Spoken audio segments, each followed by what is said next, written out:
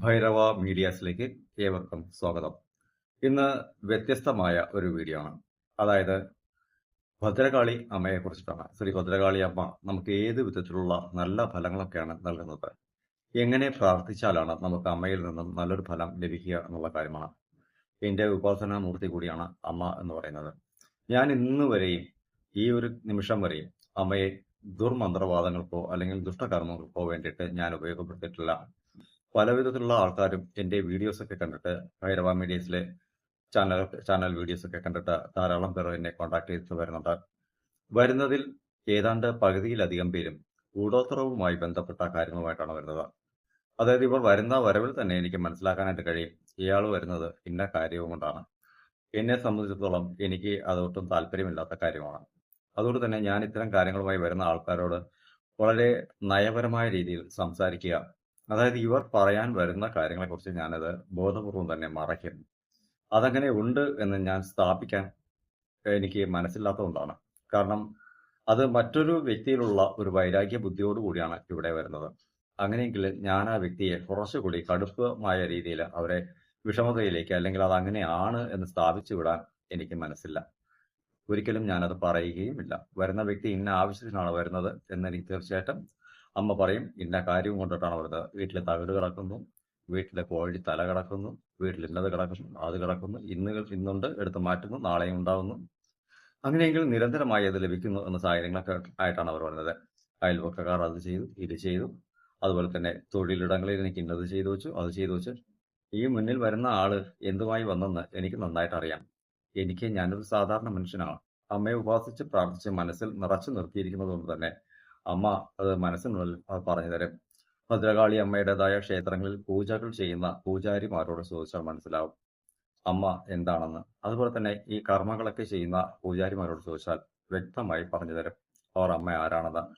അമ്മയെ യൂട്ടിലൈസ് ചെയ്തിട്ടുള്ളത് നല്ല രീതിക്കാണ് എങ്കിൽ അമ്മ അവർക്കൊപ്പം എല്ലാ കാലവും കുടുംബത്തിനും പാരമ്പര്യത്തിനും ഒപ്പം കാവൽ നിൽക്കും.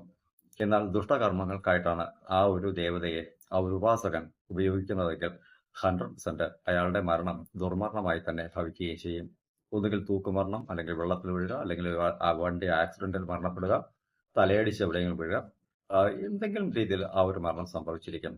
കാരണം ചെയ്യുന്നതൊക്കെ അമ്മ ചെയ്തു. അമ്മയോട് എന്ത് ചോദിച്ചാലും അമ്മ തരും. 100% അല്ല, 1001% അങ്ങനെയാണ്. അമ്മയോട് ദുഷ്ടനാണ് എന്ന് പറഞ്ഞാലും ചെയ്യും, നല്ലവനാണെന്ന് പറഞ്ഞാലും അമ്മ ചെയ്യും. അപ്പോൾ ആ ഒരു പ്രോസസ്സ് അവിടെ നിൽക്കുന്നതുകൊണ്ട് തന്നെ അമ്മ ചോദിക്കുന്ന വരം തരുന്ന ദൈവമാണ്. അമ്മയെ അടുത്തറിയണമെന്ന് മാത്രം, അത്രത്തോളം അടുത്തറിഞ്ഞാൽ മാത്രമാണ് നമുക്കൊരു നല്ല ഫലത്തെ ലഭിക്കുക. അങ്ങനെ അടുത്തറിയുന്നവർ ഒരിക്കലും തന്നെ തന്റെ കുടുംബത്തെ കൂടി ആലോചിക്കുന്നവരാണെങ്കിൽ ഒരിക്കലും ദുഷ്ടകർമ്മങ്ങൾക്കായിട്ട് അമ്മയെ ഒരു ഉപയോഗമായ രീതിയിൽ പ്രയോഗിക്കില്ല. അവർ അതിൽ നിന്നും വ്യതിചലിച്ച് മാറിപ്പോകാനായിട്ടാണ് പ്രേരിപ്പിക്കുക. ഇപ്പൊ അമ്മയെ സംബന്ധിച്ചിടത്തോളം അല്ല, ഏതൊരു ദേവനെ സംബന്ധിച്ചിടത്തോളം ആണെങ്കിലും ശരി, എല്ലാവരും മക്കളാണ്. അപ്പൊ അതുകൊണ്ട് തന്നെ ഒരു ദുഷ്ടനാണെങ്കിലും നല്ലവനാണെങ്കിലും അമ്മയ്ക്ക് മക്കൾ തന്നെയാണ്. ഇവിടെ ഏറ്റവും അധികം പ്രാർത്ഥനകൾ നമ്മൾ കൊടുക്കുന്ന വേളയിൽ നമ്മൾ എപ്പോഴും ചിന്തിക്കേണ്ട ഒരേ ഒരു കാര്യമാണ്, നമ്മളുടെ ഭാഗത്ത് എന്ത് പിഴവാണ് അവിടെ സംഭവിച്ചതെന്ന് ആദ്യം നമ്മൾ അവിടെ പറയണം. ആ ഒരു വാക്കാണ് അമ്മയ്ക്ക് ആവശ്യം. മറ്റുള്ളവരെ കുറിച്ചൊക്കെ നമ്മൾ എപ്പോഴും പറയും, അങ്ങനെയാണ് ഇങ്ങനെയാണ് എന്നൊക്കെ പറയും. അമ്മയെ അവൻ എനിക്ക് ഇത് ചെയ്തു അത് ചെയ്തു, അല്ലെങ്കിൽ അവൾ എനിക്ക് ഇത് ചെയ്തു അത് ചെയ്തു, എനിക്ക് വളരെയധികം ബുദ്ധിമുട്ടുകളാണ്, എന്റെ വസ്തു കച്ചവടം നടത്തുന്നില്ല, അല്ലെങ്കിൽ മകളുടെ വിവാഹം നടത്താനായിട്ട് സമ്മതിക്കുന്നില്ല, ഒരുപാട് കർമ്മങ്ങളൊക്കെ ഇങ്ങനെ ചെയ്യുന്നു എന്നൊക്കെ പറഞ്ഞിട്ട് നമ്മൾ മറ്റൊരാളെ ആണ് ചൂണ്ടിക്കാട്ടി അമ്മയോട് പ്രാർത്ഥിക്കുന്നത്. എന്നാൽ നമ്മുടെ ഭാഗത്ത് അതിനെന്താണ് കാരണമായതെന്ന് പറയാറില്ല. ഇവിടെ ഏറ്റവും അധികം എല്ലാവരുടേതായ മനസ്സിലേക്ക് വേണ്ടിയിട്ട് പറയാണ്, നമ്മൾക്ക് ഒരു പ്രശ്നം വന്നാൽ നമ്മുടെ ഭാഗത്ത് അതിനെന്താണ് കാരണമായത്, ഞാൻ എന്താണ് അതിന് കാരണമായതെന്ന് നമ്മളെ കുറിച്ചിട്ട് ആദ്യം അമ്മയോട് പറയണം. ആദ്യം നമ്മുടെ ഭാഗത്തെ പറയണം. നമ്മളൊരു ചീത്തയാണോ അല്ലെങ്കിൽ നല്ലതാണോ ചെയ്തത് എന്ന കാര്യം ആദ്യം പറയാം. അതിനുശേഷം ഓപ്പോസിറ്റ് സൈഡിൽ നിന്നുള്ള കാര്യത്തെ പറയുക. ഇപ്പൊ എല്ലാവരും പ്രാർത്ഥിക്കുന്നത് ഓപ്പോസിറ്റ് സൈഡിലുള്ള കാര്യമാണ്. അവൻ അങ്ങനെ ചെയ്തു, ഇങ്ങനെ ചെയ്തു, എന്നെ അതിൽ നിന്ന് കരകയറ്റണം, എനിക്ക് ദ്രോഹം ചെയ്യുന്നുണ്ട്, അങ്ങനെയൊക്കെയാണ്. അങ്ങനെ പ്രാർത്ഥിക്കാതെ, അങ്ങനെ പ്രാർത്ഥിച്ചാൽ അതിന് ഫലവും തരില്ല എന്നുള്ളതാണ് വാസ്തവം. പൊതുവായിട്ട് അത്തരത്തിൽ ഒരു ചിന്ത, അതായത് നമ്മുടെ ഭാഗത്തെ പറഞ്ഞതിന് ശേഷം അമ്മയോട് മറ്റ് ഓപ്പോസിറ്റ് സൈഡിലുള്ള കാര്യങ്ങൾ പറഞ്ഞാൽ അമ്മ അത് ചെയ്യും. 100% അത് ചെയ്യും. ഇത് ഈ ദേവിയെ മാത്രമല്ല, ഏതൊരു ദേവനോടാണെങ്കിലും പ്രാർത്ഥനകൾ അങ്ങനെ വേണം ചെയ്യാൻ. ഇവിടെ ഹിന്ദു, ക്രിസ്ത്യൻ, മുസ്ലിം എന്നൊന്നുമില്ല.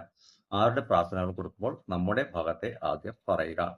രണ്ടാമത്തെ കാര്യം, കുട്ടികളോടുള്ള ആ ഒരു തീരുമാനങ്ങൾ. അതായത് നമ്മൾ കുട്ടികളോടൊക്കെ ചില ആൾക്കാരൊക്കെ തന്നെ പല രീതിയിൽ ഇടപെടുന്നുണ്ട്, പല രീതിയിൽ ബുദ്ധിമുട്ടുള്ള കുട്ടികൾക്ക് അനുഭവത്തിലേക്ക് കൊണ്ടുവരുന്നുണ്ട്. ഇവിടെ കുട്ടികൾ എന്ന് പറഞ്ഞാൽ അമ്മ തന്നെയാണെന്ന് മനസ്സിലാക്കണം. ദേവത തന്നെയാണ് അല്ലെങ്കിൽ ദേവൻ തന്നെയാണ് എന്ന് നമ്മൾ മനസ്സിലാക്കണം. അങ്ങനെ മനസ്സിലാക്കിയാൽ മാത്രമാണ് നമുക്ക് നല്ല ഫലം ലഭിക്കുക. നമ്മൾ ആരോടൊരു തെറ്റ് ചെയ്താലും അറിയാതെ വരുന്ന ഒരു തെറ്റ് അമ്മ ക്ഷമിക്കും.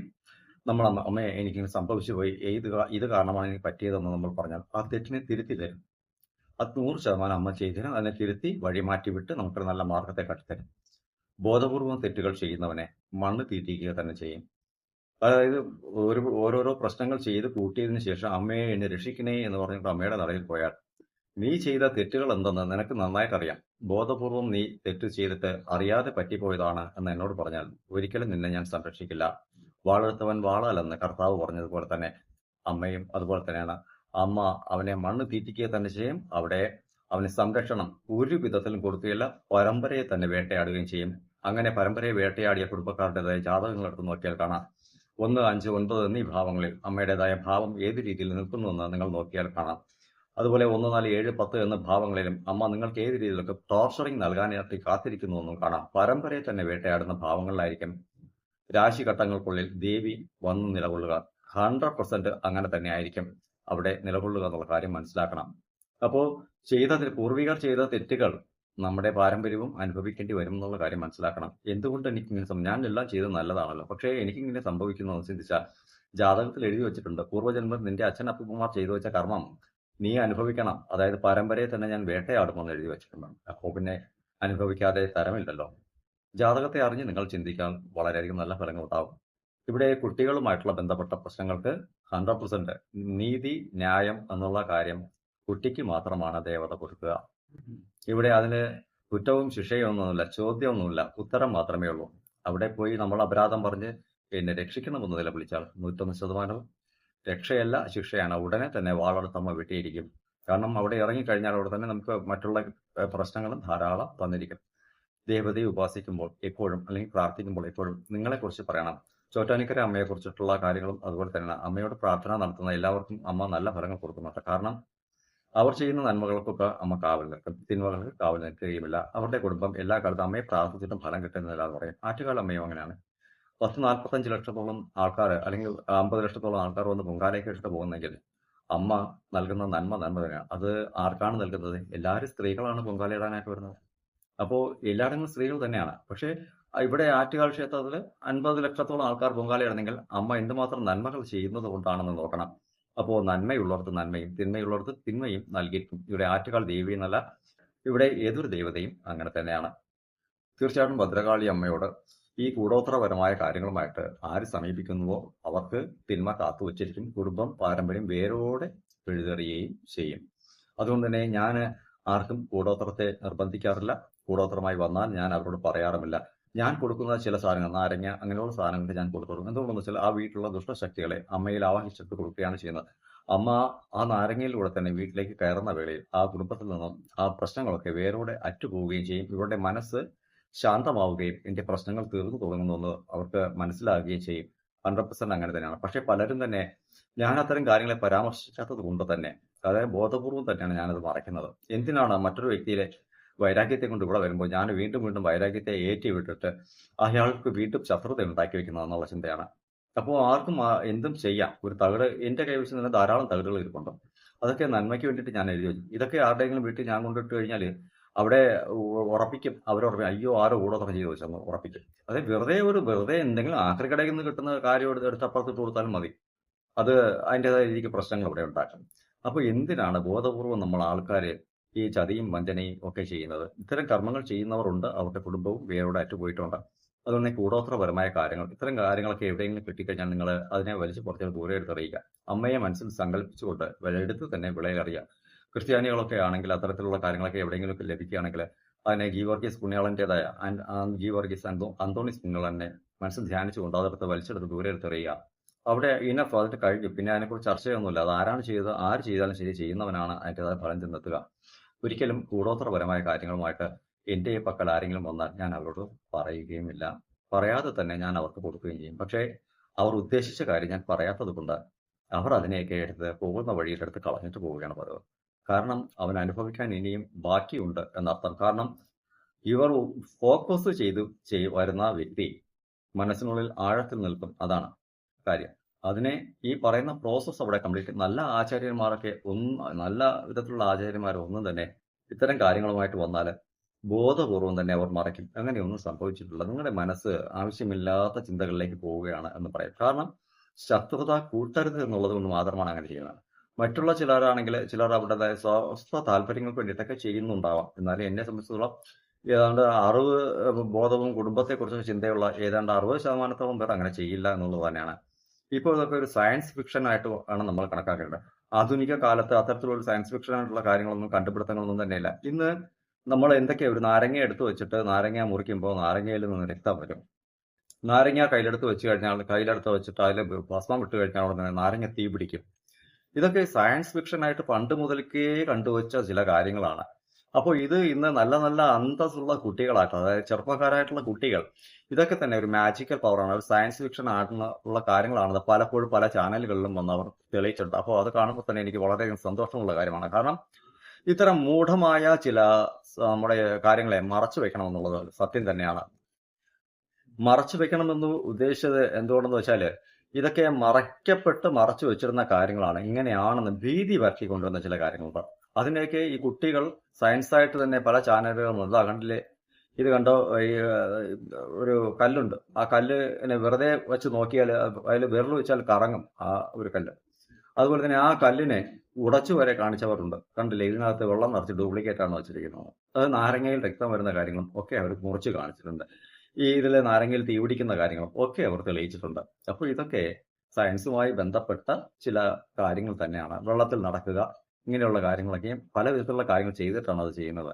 ഇതൊന്നും തന്നെ മാന്ത്രികപരമായ വിദ്യകളോ അങ്ങനെയുള്ള കാര്യങ്ങളൊന്നുമല്ല. അതിനായിട്ടുള്ള പ്രോഡക്റ്റുകൾ നമ്മുടെ നാട്ടിൽ ലഭ്യമാണ്. അത് ഉപയോഗിക്കാൻ അറിയുന്നവൻ ഉപയോഗിച്ചാൽ കൃത്യമായിട്ടും അത് മാന്ത്രികമായി മാറുകയും ചെയ്യും.